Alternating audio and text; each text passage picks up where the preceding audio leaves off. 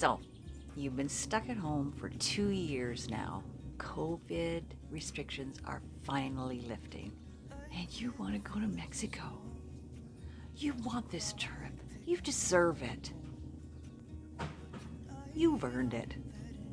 So you jump on the internet. You're all excited to find that trusty all-inclusive that you have been dying to go for. Or maybe you're planning to go back, but holy crap! Do you see the prices of things now? They've almost doubled. Oh, are we going to be able to afford this trip? Wait, what? What, how much? Maybe it's time to look at an alternative to an all-inclusive. In this video, we're going to do just that. We're going to compare an all-inclusive resort to a comparable Airbnb. So come on, let's get started.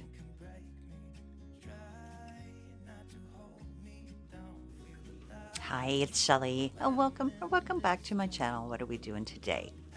I'm a snowbird and I spend 6 months in Puerto Morelos, Mexico and 6 months in Canada. My mission is to help people who are planning to visit Mexico, either short-term or long-term, to make the best decisions with the best information from someone who's already done all the research and has real-life experiences to share. So in today's video, we're going to share experiences and cost comparisons between an all-inclusive resort and a comparable Airbnb. For the purposes of this video, I have chosen Dreams Jade as the all-inclusive we're going to compare with because it's really close to Puerto Morelos. Then I've chosen a random Airbnb with comparable amenities that is in Puerto Morelos.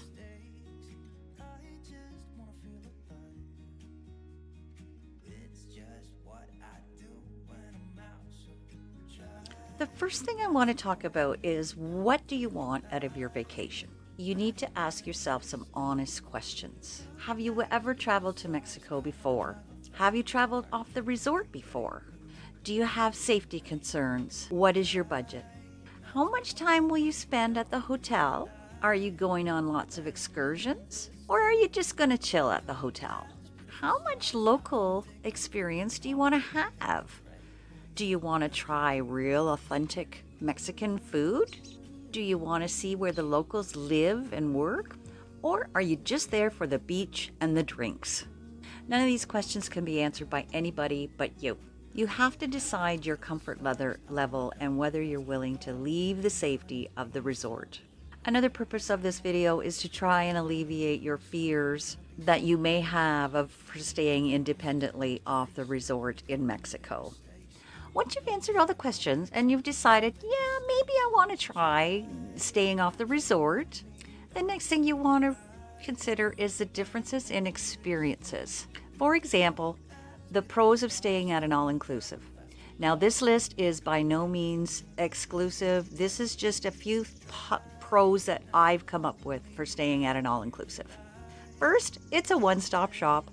You only need to book one thing. You call your travel agent, you go online, you book one-stop shop. It includes your flight, your transfer, and your accommodation, food, drinks, everything is included, one stop.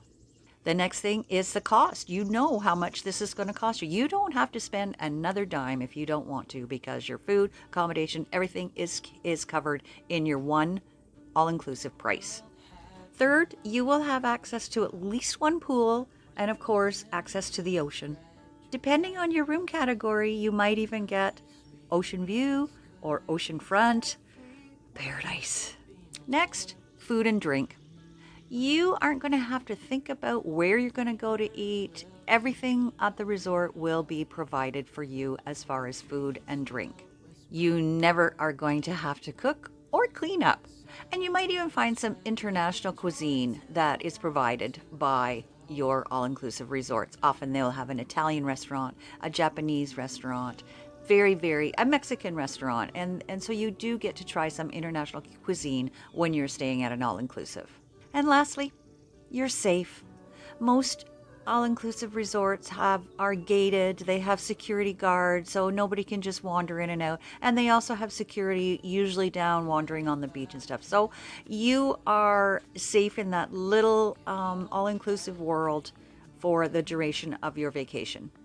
Okay, so on the opposite side of the scale, then now we're going to talk about the cons of an all-inclusive. All-inclusive availability can be a little bit more restrictive because your flight, your availability at the resort, and all of your work schedule, so on, everything has to line up exactly in order for you to book your trip. The next con to me for an all-inclusive is sometimes your transfer from the airport to the hotel, it will include a number of hotels. So you're just going en masse, you're in a busload of people and you may be stopping at 3, 4, many different resorts depending on how many people are on your flight that are staying at all-inclusive. So you can be a little bit like herding cattle onto the bus, and then, like I say, it could take you more than an hour or so to get to your resort depending on where you're flying into. Another thing on that note is that you're arriving and departing from your hotel with a bunch of other people, so the lineups can be quite long for your check-in, and then also on the other end whenever you get back to the airport, because again, you're arriving with a bus full of people. The other thing is the choice in the type of room that you will be available if you book an all-inclusive. You usually have a tropical view, you have an ocean view, or you have an ocean front. So you're very limited on the types of rooms that you can book through an all-inclusive. And the ocean views and ocean fronts are usually available at a really prime price.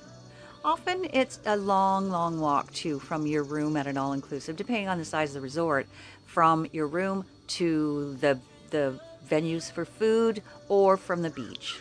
And speaking of food, the food at resorts sometimes can be a little bit subpar. They're trying to feed a large number of people in a short period of time. The buffets are mass-produced food, and they're often just not the best quality. For the specialty restaurants, you often have to make a reservation, and sometimes that can be difficult to get. Also, that makes it so you have to be on a schedule. You have to book your dinner at a certain time and you have to show up. So you can be a little bit less flexible on when you're staying at an all-inclusive resort because everything is on a schedule.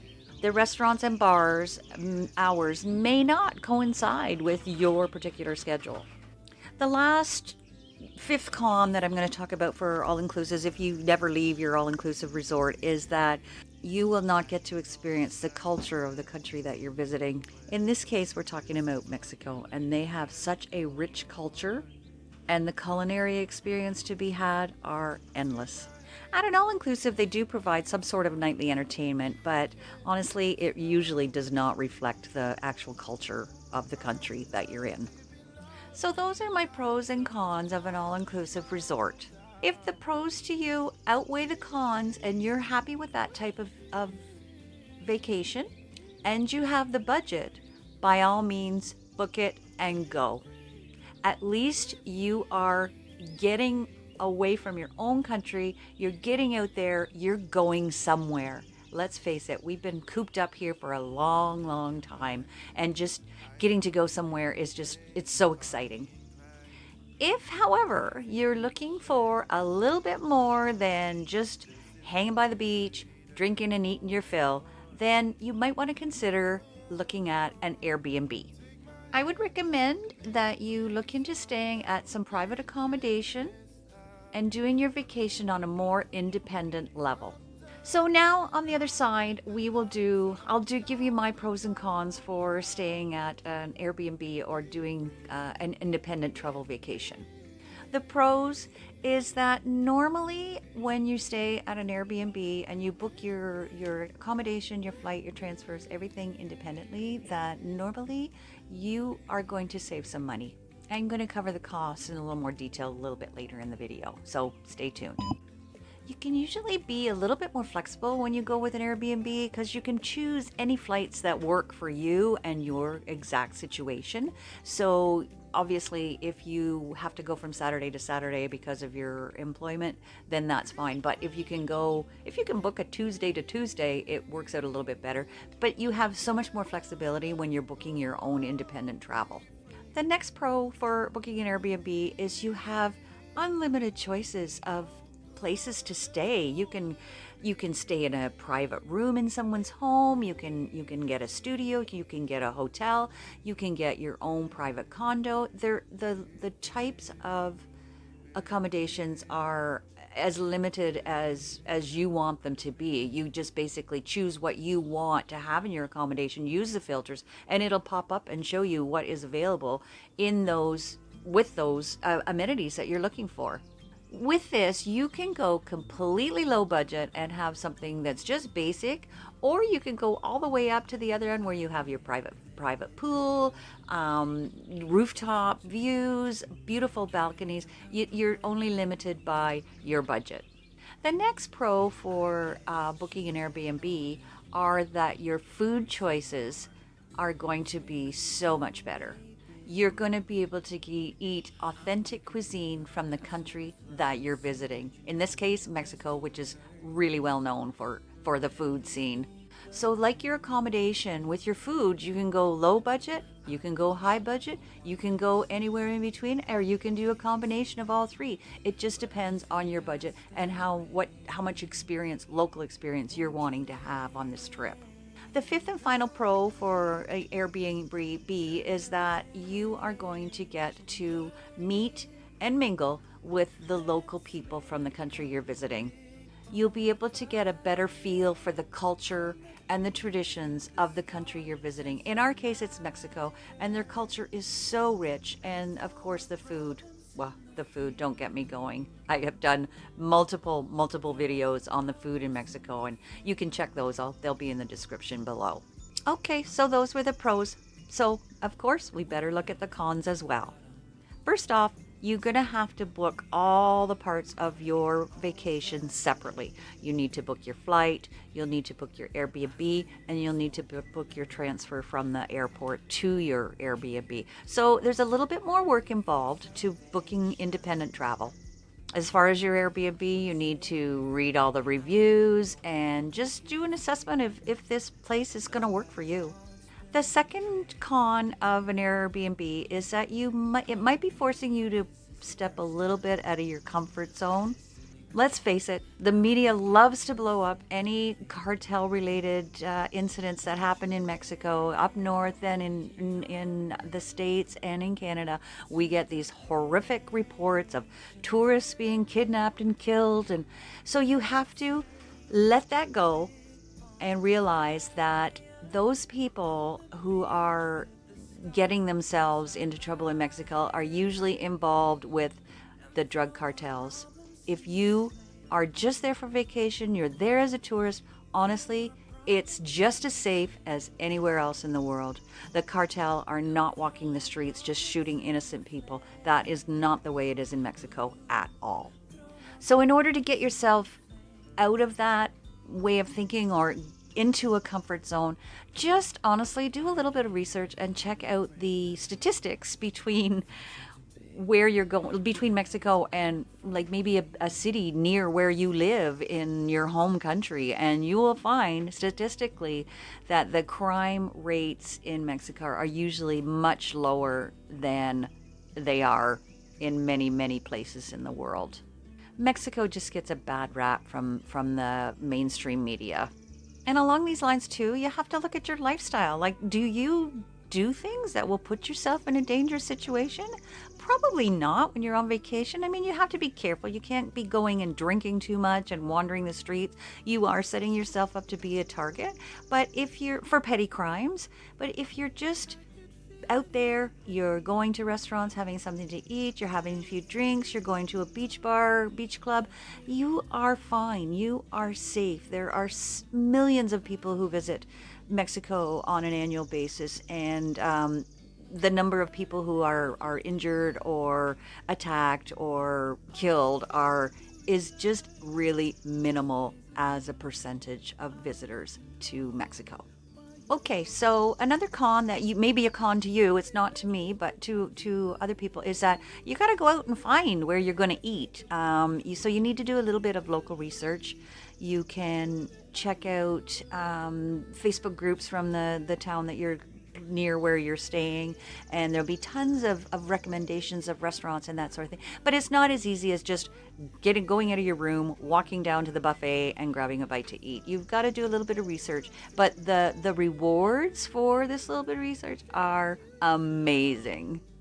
And along with the food goes the choices in food. Like, you can have anything from a little local taco stand, or you can go to a fancy Greek restaurant for dinner. The choices independently are unlimited as well, especially if, like, I'm talking about Puerto Morelos, Mexico, which is, between Cancun and Playa del Carmen. So we're right in the tourist area. So there's tons of choices, local as well as geared towards tourists. And along the food line, my next con is that you might have to cook a bit if you are staying independently. It's a great way to save a little bit of money if you can at least cook one meal, your breakfast at your Airbnb. So, for moms that are looking to completely escape that, it's you can eat out every single meal when you're staying at an Airbnb, but most of the times there's a kitchen, and that is one of the ways that you can really save a lot of money, is if you don't have to eat out every single meal. And it can be as simple as just grabbing a loaf of bread and some peanut butter, being able to have some toast, cooking up a few eggs in the morning. I mean, it's not, you don't have to worry about doing any gourmet cooking or anything while you're on vacation. But if you can just feed one meal, make a sandwich, that you will save you. Grab some sandwiches, head to the beach. That's a really, a case of beer, away you go, throw it all in the cooler, you're off to the beach. It's a cheap day.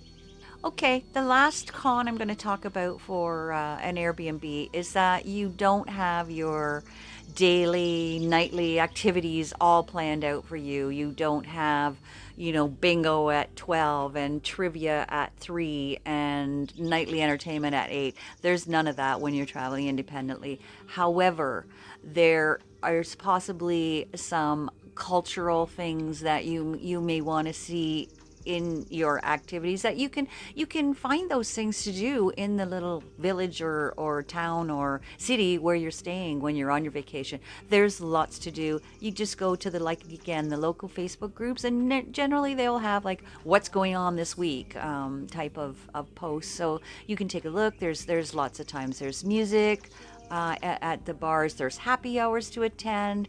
Sometimes there are cultural things going on in the squares, the different town squares and things. So you can find out all those things. Or you can take little day trips to visit other villages, whatever. There's just so much to do once you're staying in a town. But that is not going to be handed to you on a plate like it is in an all-inclusive. You need to do a little bit more research and be a little bit more independent and figuring out exactly what it is you want to do. Okay, so in a nutshell, that's really the differences between an all-inclusive and an Airbnb. All-inclusives, have everything, absolutely everything looked after for you. You do not need to lift a finger. You will have someone waiting on you hand and foot, and the beach is available. If that's your type of cup of tea and that's what you want, then you go for it. However, if you want to experience a little bit more culture, a little bit more authentic food, those sorts of things, and you want to get out there and actually meet some of the people that live in the country you're visiting, then an Airbnb or, some sort of independent travel is definitely the way to go for you. Okay, in the next section of the video, I'm going to break down the cost between the two different types of vacations. If you're finding this video helpful, please hit the like button and consider subscribing to my channel. Let's get into the costs. For the purposes of this comparison, since I wanted to be as close as possible to comparing apples to apples, I chose Dreams Jade for my all-inclusive, and I chose a comparable Airbnb located in Puerto Morelos. The dates for travel in this first comparison is June 4th to 11th, which would be considered off or shoulder season. Later in the video, I will drop a comparison for February 4th to 11th to get a check on costs for the peak season. I used WestJet Vacations for the all-inclusive option, and I used WestJet for the flight portion of the independent travel option. I used the Airbnb app to find the accommodation for the independent travel option. And I used Canada Transfers for the airport shuttle.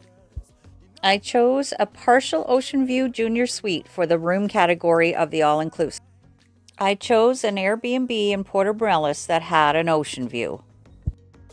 Here is the Dreams Jade cost for June 4th to 11th, 2022, so it's $48.18.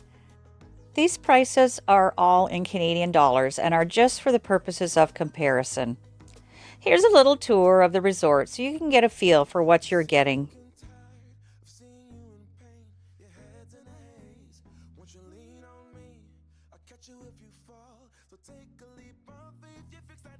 Okay, next up here is the Airbnb. Okay, first up is our flights at $1,882 Canadian.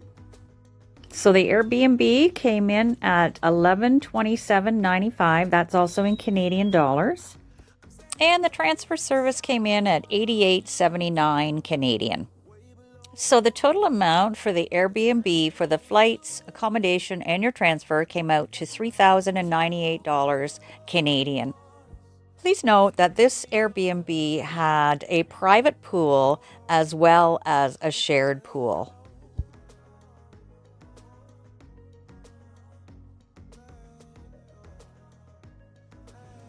So your Dreams Jade all-inclusive was $4,818. And your Airbnb independently for flight, accommodation, and airport transfer was $3,099, leaving a difference of $1,719. So $1,720, let's just round it for discussion purposes. So that's what you have left for your week to eat and to drink. So this works out to $245 per day for eating and drinking. Honestly, in Puerto Morelos, you can easily eat and drink for that amount. We've sat in a beach club all afternoon, eating and drinking, having a few drinks, probably 3 or 4 drinks each, and a full meal, and it's come out to like $70 Canadian. Meals will run you anywhere from $12 to $30 depending on where you're eating. So a budget of $245 is well within reason, and you will have absolutely no problem eating and drinking for that amount. Bear in mind for the Airbnb that I chose for this is really, really high end. It had its own private pool, like I said. And so if you wanted to save some more money, you could very easily find another Airbnb with possibly not its own pool, maybe a shared pool that would still have ocean view, that you could compare your costs to what you would get at an all-inclusive. And you can also compare, if you wanted to, a tropical room with, a place that's a little bit away from the beach, and you'll find that the savings will be incredible just by backing off on the ocean view. But that goes for all-inclusives as well as Airbnb. So just bear that in mind. So the all-inclusive with Dreams Jade and the Airbnb that I used for comparison, the prices are very, very similar. The difference is going to be in your experience. The differences between an all-inclusive resort and independent travel in an Airbnb, the differences are immense. You either experience a beautiful beach vacation with a bunch of other tourists, or you can experience a beautiful beach home with other tourists and locals, with fantastic food choices and cultural charm. Once again, your comfort level is going to have a huge impact on which way you decide to go for your vacation. If you can get yourself over that media hype about the dangers in Mexico and actually get out there and meet the locals and eat their food and attend their celebrations, you're going to take your vacation to the next level.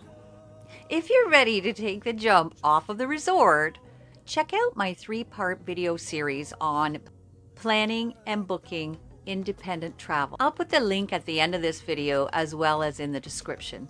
Let me know in the comments below your feelings, your thoughts on all-inclusive versus independent travel. Please note that an Airbnb vacation can be found for a lot less cost if you're willing to give up some of the amenities. For example, the ocean view, it's going to cost you a lot more than if you're a street or two back from the beach. You can also find housing and eateries that are outside of the tourist areas that are extremely economical.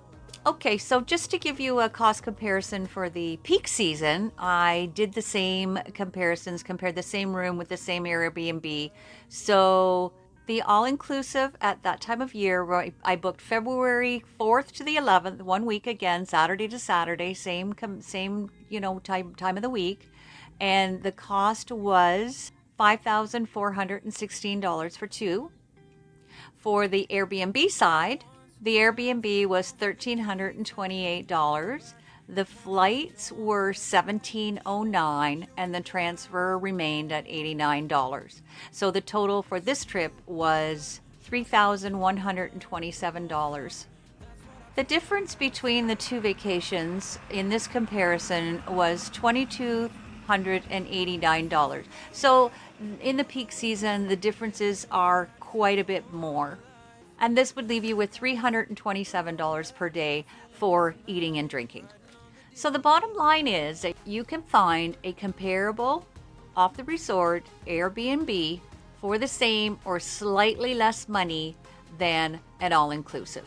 And you can also travel independently for quite a bit cheaper if you're willing to immerse yourself even more into the local culture and just getting right away from the touristy areas. You can also pick somewhere in between where you're off the resort, but you're still in an area where there are tourists and expats and the going along amenities that come with those types of areas in Mexico. The choices you make should be whatever you personally are comfortable with and within your budget. Thanks for watching, and don't forget to watch my video series here on planning and booking independent travel.